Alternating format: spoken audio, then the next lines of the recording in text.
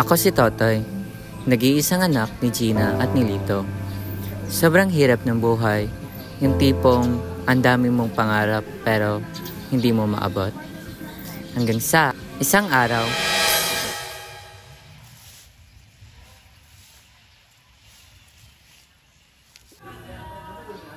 Lito, my friend. Hey, kumusta? I hear things that haven't been easy for you lately. Oo nga hirap ng buhay pero kaya naman para sa pamilya. Why struggle when there's an easier way?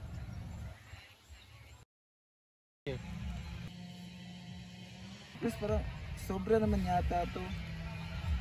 Just a little token of appreciation. 50,000 Lito. And I can ensure you and your family na mabibigyan ko pa kayo ng budget para mapalago itong farm. Mr. Cruz, parang mali naman ito. Paano yung mga kasamahan ko? Lito, huwag kang mag-alala. Ang alalahanin mo na lang ang seguridad ng pamilya mo at ang ikalalago ng farm nyo. I promise, I'll keep the money flowing for the people like you. Gina, mahal?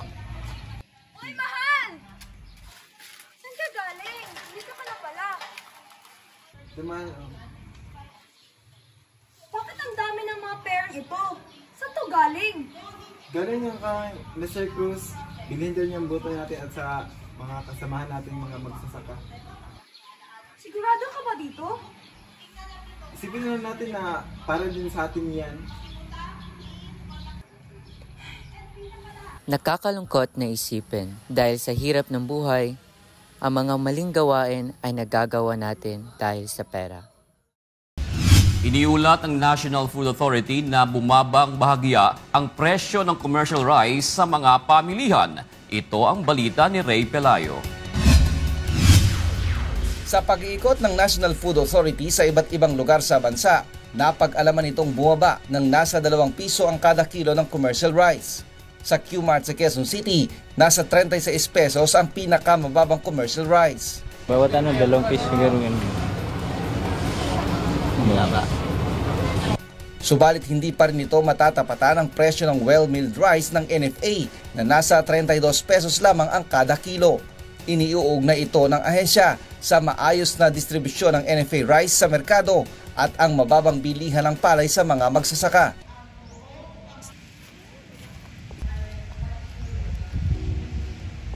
Mr. Cruz, congrats! Maraming salamat sa iyo, Lito.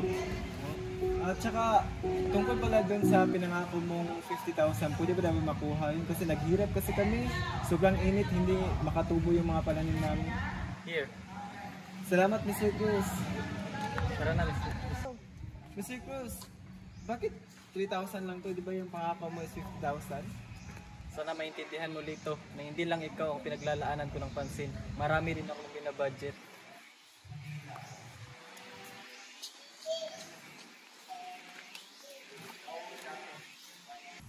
Mahal, naloko tayo.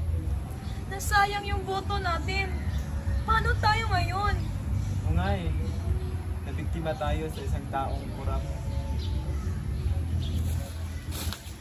Nay, Tay, hindi ba't sinabi niyo sa akin na mas mahalaga ang ating prinsipyo at karapatan?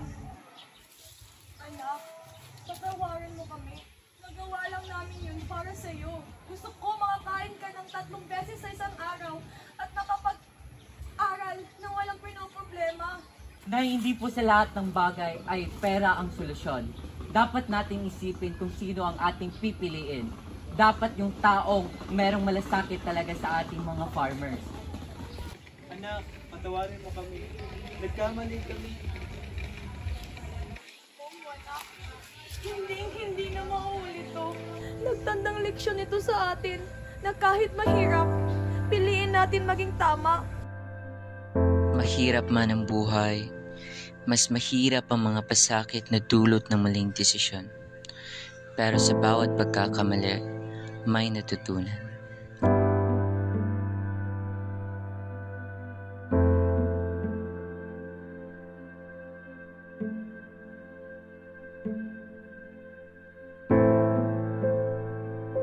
Audio preview.